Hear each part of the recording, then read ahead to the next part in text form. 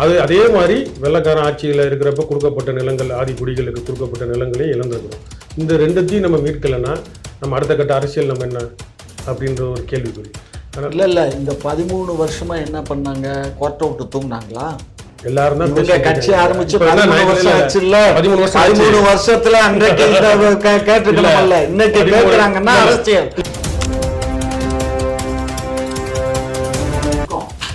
பல சட்டங்கள் அப்படிதானே இருக்கு. சரி, இப்ப அதெல்லாம் நீங்க வந்து பார்லிமென்ட்ல போய் பேசாம என்ன பண்றீங்க? என்ன மஸ்துக்கு அங்க போய் பேசணும்? அப்புறம் வேற என்ன மஸ்துக்கு அங்க போய் பேசணும்? உங்களுக்கு தேவை என்ன இருக்கு? ஏமா உங்களுக்கு தேவைன்னா நீங்க வித்துட்டு போவீங்க, இல்ல வித்து காசை வாயில போட்டுட்டு போயிருவீங்க. அதை நாங்க போய் மீட்டி கொடுக்கணுமா? அந்த சிறுபான்மையினர் ஓட்டு மட்டும் சிறுபான்மையினர் ஓட்டு போட்டா போடு, போடலைன்னா போய் பேரு. எங்களுக்கு வந்து தேர்தல் பிரச்சாரத்துல இதே மாதிரி சொன்னீங்க. புத்தி கெட்டவங்களா, நாடுக்கு சுதந்திரம் வேணாண்டா, பிரிட்டிஷ்காரனே ஆளட்டும் சொன்னார்ல, அந்த பெரியார உங்க தலைவர் என்ன சொல்றாரு? இல்ல என்ன வாழுது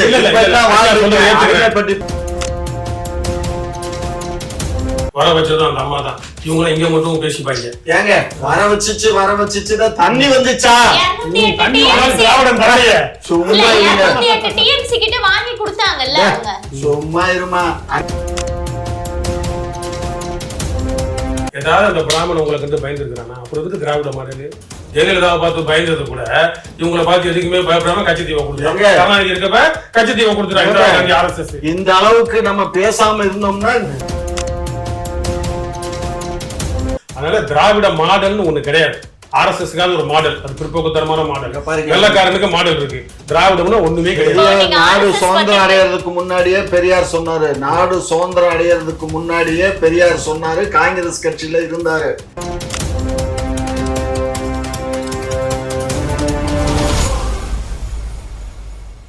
குக்கு செய்தி நேயர்களுக்கு வணக்கம். நான் உங்கள் மகாலட்சுமி நாச்சியப்பன். இன்று நம்மோடு விவாதத்தில் இணைந்திருப்பவர்கள் திராவிட முன்னேற்ற கழகத்தின் மூத்த முன்னோடி முனைவர் காமாட்சி நாயுடு அவர்கள், நாம் தமிழர் கட்சியின் வெற்றி தமிழன் அவர்கள். இருவருக்கும் வணக்கம். வணக்கம் ஐயா. இப்போ வந்து சீமான் அவர்களின் சார்பாக சாதிவாரி கணக்கெடுப்பு, பஞ்சம நில மீட்பு அப்படின்னு சொல்லிட்டு ஒரு மிகப்பெரிய மாநாடு நடத்துறீங்க. திடீர்னு இந்த மாநாடு நடத்தக்கூடிய அவசியம் என்ன? ஏன்னா மும்மொழி பிரச்சனை போயிட்டு இருக்கு, மீனவர் பிரச்சனை போயிட்டு இருக்கு, இப்படி மக்கள் பிரச்சனைகள் நிறைய போயிட்டு இருக்கு. இதற்கு இப்ப காரணம் என்ன அப்படின்ற ஒரு கேள்வி இருக்கு. திடீர்னு இல்லையே, இது வந்து காலகாலமா உள்ள பிரச்சனைகள் தான். தமிழர் நில பிரச்சனை இப்போ வந்து வாழ்வாதாரம், நம்ம அரசியல்னாலே நம்ம நிலம் தான். நம்ம வாழணும்னா நம்ம பூமியில நின்று மண்ணில் நின்று வாழணும். அப்படின்றப்ப இப்போ சமீபத்தில் 2009 ஈழ பிரச்சனையில் வாழ்வாதாரத்தை, வாழ்நிலங்களை இழந்திருக்கிறோம். அதே மாதிரி வெள்ளைக்காரன் ஆட்சியில் இருக்கிறப்ப கொடுக்கப்பட்ட நிலங்கள் ஆதி குடிகளுக்கு கொடுக்கப்பட்ட நிலங்களையும் இழந்திருக்கிறோம். இந்த ரெண்டுத்தையும் நம்ம மீட்கலைன்னா நம்ம அடுத்த கட்ட அரசியல் நம்ம என்ன அப்படின்ற ஒரு கேள்விக்குறி. இல்ல இந்த 13 வருஷமா என்ன பண்ணாங்க? கோர்ட்டை விட்டு தூங்கினாங்களா? எல்லாரும் தான் கட்சி ஆரம்பிச்சு 13 வருஷம் ஆச்சு இல்ல? 13 வருஷத்துல அன்றைக்கு கேட்டுக்கலாம்ல, இன்னைக்கு கேட்கிறாங்கன்னா அரசியல். அது எப்ப 2026 தேர்தலை மனசுக்குள்ள வச்சுக்கிட்டு அதுக்கு நாங்க என்ன பண்ண முடியும்? பட்டியலின மக்களுக்கு கொடுத்த நிலத்தை பட்டியலின மக்களை வித்துட்டு போனோம்னா அதுக்கு நாங்க என்ன செய்ய முடியும்? அவங்கிட்ட இருந்து யாராவது அபகரிச்சிருந்தா யார் சொன்ன? அதெல்லாம் தப்புங்க. அண்ணா அறிவாலயத்துக்கு ஒரு சேட்டு கிட்ட இருந்து அந்த பத்திரத்தை பேசி நானும் அப்புவும் தான் அந்த இடத்தையே வாங்கி கொடுத்தோம். தெரியுமா? சும்மா தெரியாம மார்வாடி ஏமாத்து வாங்கல, மார்வாடி கொடுக்க மறுத்துட்டான் ரொம்ப நாளா. அதுக்கப்புறம் அவனுக்கு ஃபுல் செட்டில்மெண்ட் பணத்தை செட்டில் பண்ணி தான் டாக்குமெண்ட் பண்ணி கொடுத்தான். அது என்ன சிறப்பு? அதெல்லாம் வந்து சும்மா இதுக்கு முன்னாடி பஞ்சமி நிலம்ன்ற அந்த வார்த்தையும் அந்த போராட்டமும் ஒரு குறிப்பிட்ட சமுதாயம், ஒடுக்கப்பட்ட சமுதாயத்துக்கு மட்டுமே, அவங்க தலைவர்கள் மட்டுமே அப்படி இல்ல. இன்னைக்கு எல்லாரும் பேசுறாங்க. ஒரு நிமிஷம் எல்லாரும் பேசுறாங்க. ஒழிச்சு வச்சது இவங்க தான். சிறுதாவூர் பங்களா இருக்கு. சிறுதாவூர் பங்களா வந்து அங்க வந்து இந்த மாதிரி இப்ப இடத்த வந்து இவங்க எடுத்துட்டாங்கன்னு சொல்லி அன்றைக்கு இதே விடுதலை சிறுத்தைகளும் கம்யூனிஸ்ட் கட்சிகளும் இதர கட்சிகள்லாம் சேர்ந்து அங்க மிகப்பெரிய ஜெயலலிதா ஆட்சி காலத்திலேயே பெரிய போராட்டம் பண்ணாங்க. 40 ஏக்கரா நிலம் வந்து அங்க இது இருக்கு, அதை மீட்டி கொடுக்கணும்னு சொல்லி போராடினாங்க. போராடி வாங்கினாங்களா? வாங்கல. அதான் இன்னைக்கு அவங்க திமுக காரங்களா மாறிட்டாங்கல்ல, அதான் காரணம் சொல்றாங்க. என்னது சிறுதாவூர் பங்களா திமுக வந்துருச்சா? போராடினவர்கள் அன்னைக்கு எங்க கூட்டணியில தான் இருந்தாங்க. திமுக கூட்டணியில இருக்கும் போதுதான் கம்யூனிஸ்டுகளும் விடுதலை ஜெயலலிதாவுடைய இடம் சிறுதாவூர் பங்களா பங்களா ஜெயலலிதா கட்டினது அவருடைய அது சட்டப்பூர்வமா அந்த அம்மா எங்க கோக் மக்கடா நீங்க இவங்க அந்த இடத்த நான் பேசணும்னு இருக்கேன். அதான் என்னன்னா இந்த இடம் மொத்தம் 1892 அப்போதைய பிரிட்டிஷ் அரசு இந்த மாதிரி பட்டியலின மக்கள் ரொம்ப சிரமப்படுறாங்க வாழ்வாதாரம். இவங்க இன்னொருத்த நிலத்துல போய் இவங்க கூலிக்கு வேலை பார்க்கறாங்க. அந்த கூலிக்கு வேலை பார்க்கறத அந்த நிலைமை இவங்களுக்கு சொந்தமா இருந்தா வாழ்வாதாரம் உயரும் அப்படிங்கிறத மனசுல வச்சு அவன் என்ன பண்றான், ஒவ்வொருத்தருக்கும் ஒரு 5 ஏக்கர் 10 ஏக்கரான்னு நிலத்தை பட்டா போட்டு கொடுக்குறான். அது கொடுக்கும்போது அவன் என்ன சொல்றான், 10 ஆண்டு காலத்துக்கு 892 சொல்லும் போது 10 ஆண்டு காலத்துக்கு இந்த இதை யாருக்கும் விற்பனை பண்ணக்கூடாது. அப்படி சப்போஸ் விற்பனை பண்றதா இருந்தா கூட பட்டியலின மக்களுக்கு தான் விற்பனை பண்ணணும் அப்படிங்கிற ஒரு கண்டிஷன்ஸ்ல எப்ப கொடுக்குறான், பிரிட்டிஷ்காரன் காலத்துல 892 கொடுக்குறான். அதுக்கு 892 கொடுத்ததுக்கு அப்புறம் 10 ஆண்டு காலம் போகுதுன்னு வச்சுக்கோங்க. அதுல இருக்கவன் அதுக்கப்புறம் 92 இன்னைக்கு எத்தனை வருஷம் ஆயிடுத்து, கிட்டத்தட்ட 100 வருஷம் ஆயிப்போச்சு. 100 வருஷத்துல அந்த இடங்களை அவங்களே 10 வருஷத்துக்கு அப்புறம் வித்தரலான்னு சொல்லும் போது எப்படி இருக்கும், எத்தனை கை மாறி இருக்கும், யார் யாருக்கெல்லாம் போயிருக்கும், இதெல்லாம் அரசாங்கத்துல இருக்கும் சர்வே நம்பர், எல்லாத்தையும் எடுத்து பார்க்கணும். அதை பார்த்து திராவிட மாடல் ஆட்சி காலம் திராவிட ஆட்சி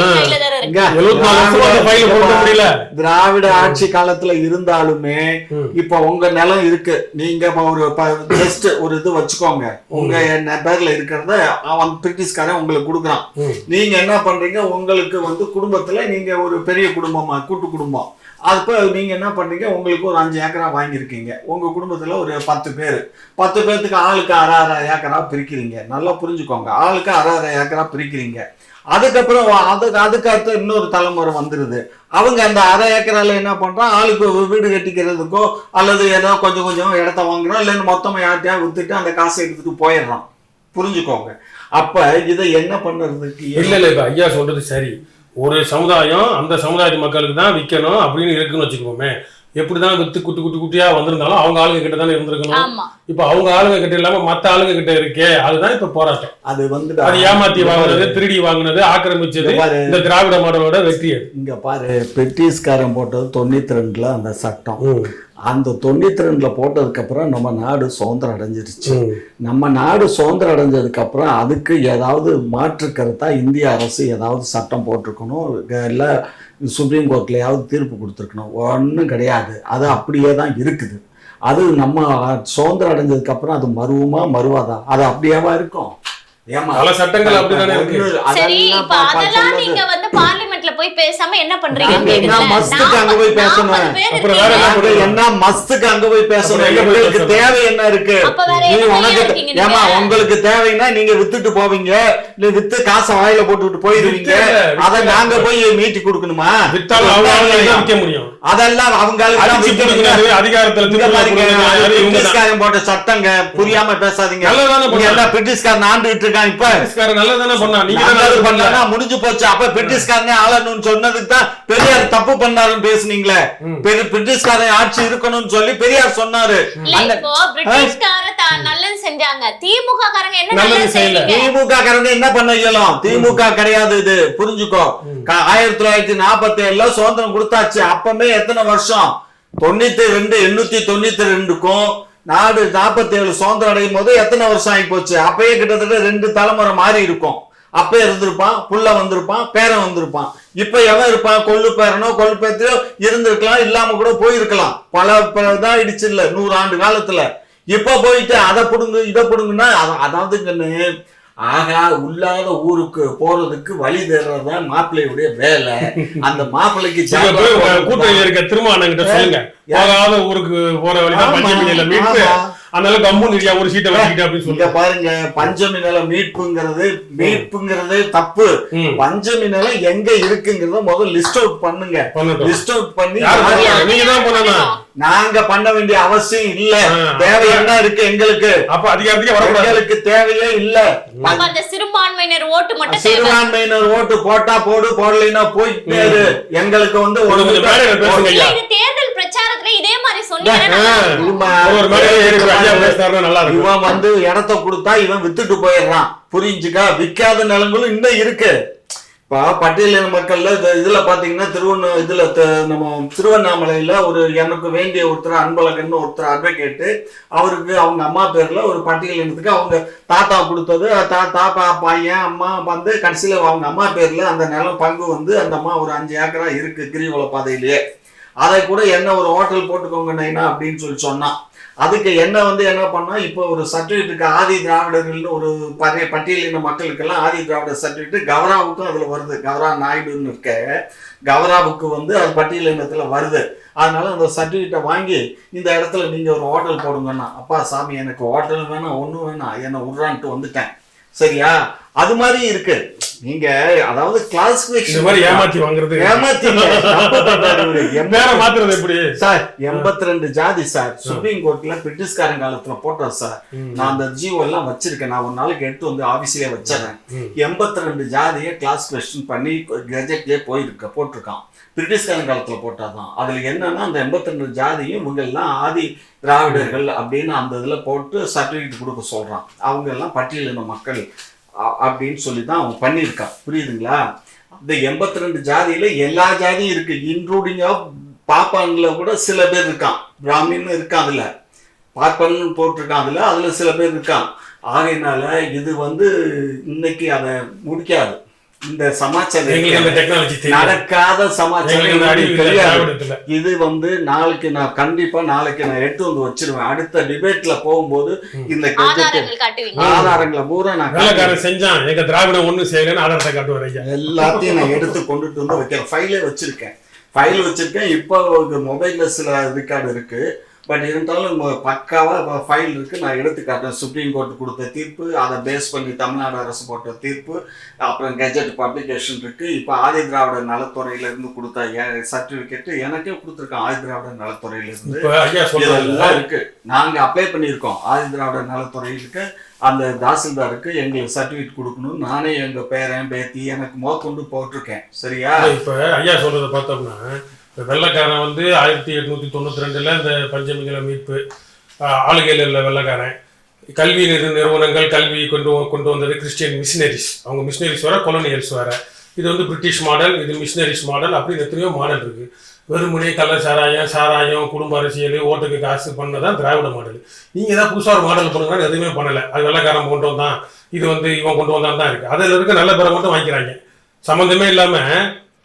ஏங்க நாங்க இப்பவும் சொல்றேங்க, நீங்க ஒரு மாடல் புதுசா பண்ணுங்க. அது என்ன இருக்கு அத சொல்லுங்களேன். இப்ப பஞ்சமி நிலம் வெள்ளைக்காரன் கொடுத்தது, கல்வி கொடுத்ததும் வெள்ளைக்காரன். இந்த திராவிட மாடல் என்ன கொடுத்துச்சு? சாராயம் என்ன கொடுத்துச்சு? பெரியார் என்ன சொன்னாரு? பெரியார் என்ன சொன்னாரு? புத்தி கெட்டவங்களா, நாடுக்கு சுதந்திரம் வேணாண்டா, பிரிட்டிஷ்காரனே ஆளட்டும்னு சொன்னாருல்ல. அந்த பெரியார உங்க தலைவர் என்ன சொல்றாரு? இல்ல என்ன வாழுது, பாப்பானுக்கு அடிமைப்பட்டு வாழ்றீங்க. திமுகவே பாப்பானுக்கு அடிமை. ஆமா, பாப்பானுக்கு அடிமை. நீ வேற திமுக. பிரசாந்த் கிஷோர் பாப்பா அவன் மட்டும் இல்ல, RSS தாமா இன்னைக்கு ஆண்டுகிட்டு இருக்கு. ஆளுது RSSக்கு தான் நம்ம எல்லாமே அடிமையா இருக்கோம். ஒண்ணுமே நம்மளால செய்ய 2,55,000 கோடி நமக்கு வர வேண்டிய பணம் இருக்கு. நேத்து தங்க தென்னரசு நேற்று பார்லிமெண்ட் அசம்பிளியில பேசியிருக்காரு. 2,55,000 வந்துச்சுன்னா நமக்கு கிட்டத்தட்ட நம்ம வாங்கியிருக்க அந்த 10 லட்சம் கோடிக்கு இந்த பணமே அட்ஜஸ்ட் ஆயிரும் மேக்சிமம். சரியா? அந்த அளவுக்கு நம்மள இன்னைக்கு பாழாப்படுத்துறான். எல்லா காசையும் வாங்கிக்கிறான். என்ன நலத்திட்டம்? யார் சொன்னா? எந்த பிரச்சனையை கொடுத்தா?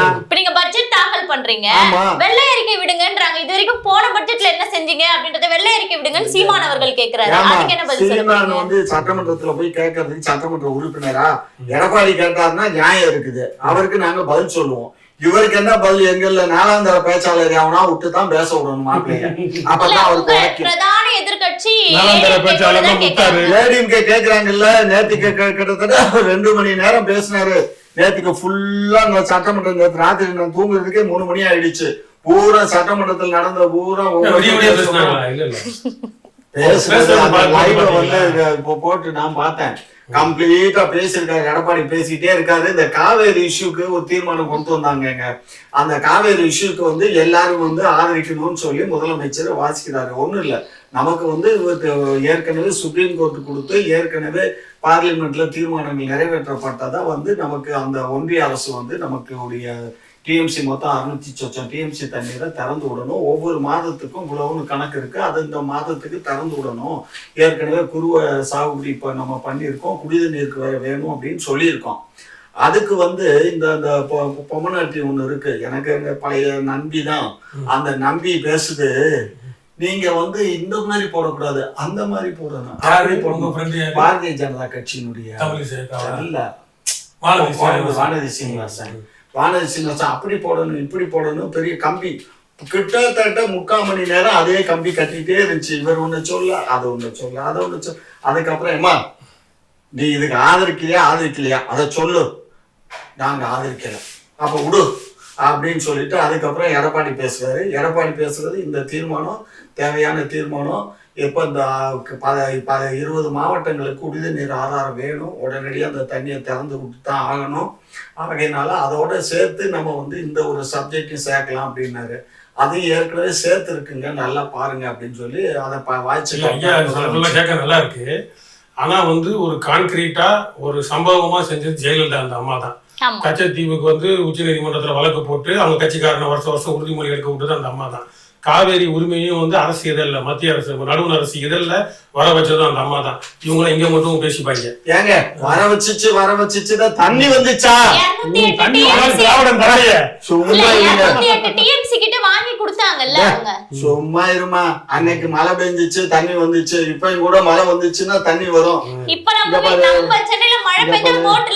இங்க பாரு, மலையில சென்னையில மழை பெஞ்சா போட்டு தான் வரும். பக்கத்துல கடல் இருக்கிறதுனால இங்க போட்டு தான் விட முடியும்.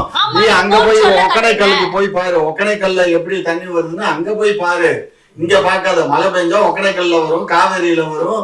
அதிகமான தண்ணி வந்தா இதுல போயிரும். புரிஞ்சுது? ஐயா இப்ப ஒரு கொஞ்ச நேரத்துக்கு முன்னாடி ரொம்ப நல்லவர் போல பேசினாரு.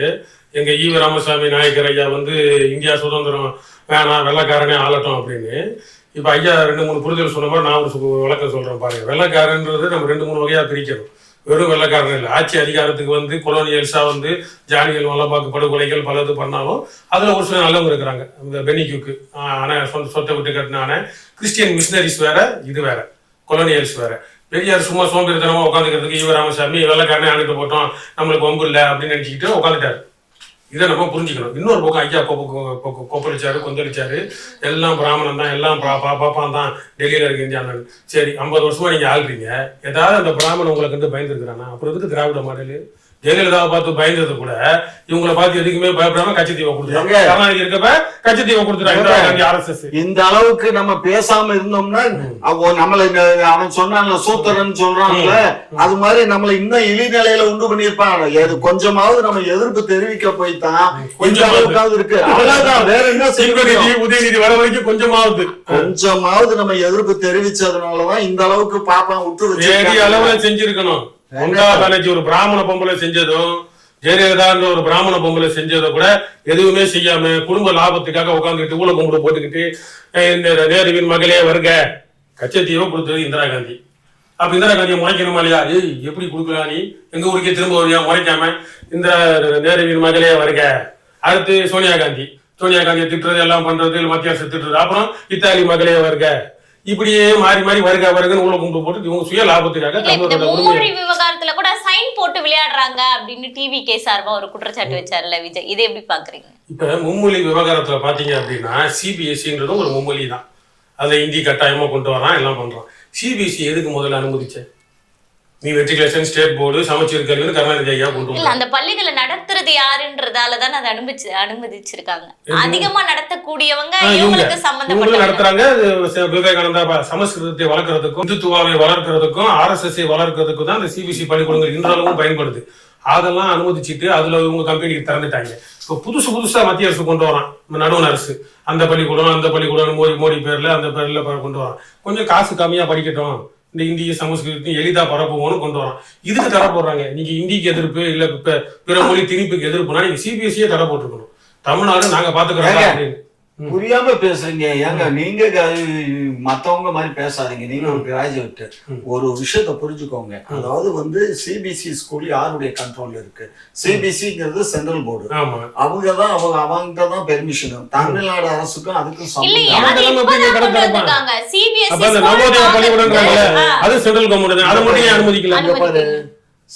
கவர்மெண்ட் CBSE சென்ட்ரல் கவர்மெண்ட் தான் ஆரம்ப காலத்துல இருந்தே. இடையில தான் அந்த தாசில்தார் அந்த லேண்டுக்காக தாசில்தார்கிட்ட பெர்மிஷன் வாங்கணும் அப்படின்னு சொல்லிட்டு தமிழ்நாடு அரசு ஒரு சட்டம் போட்டுச்சு. அந்த சட்டத்தையும் நீங்க அது லேண்டுக்கு அந்த உரிய டாக்குமெண்ட் எல்லாம் பண்ணாக்க நாங்க பாத்துக்கிறோம், அதுல நீங்க தலையிட வேணாம்னா அதையும் கட் பண்ணி விட்டுட்டோம் ஒன்றிய அரசு. புரியுதா? அதனால ஒன்றிய அரசு தான் முழுமையா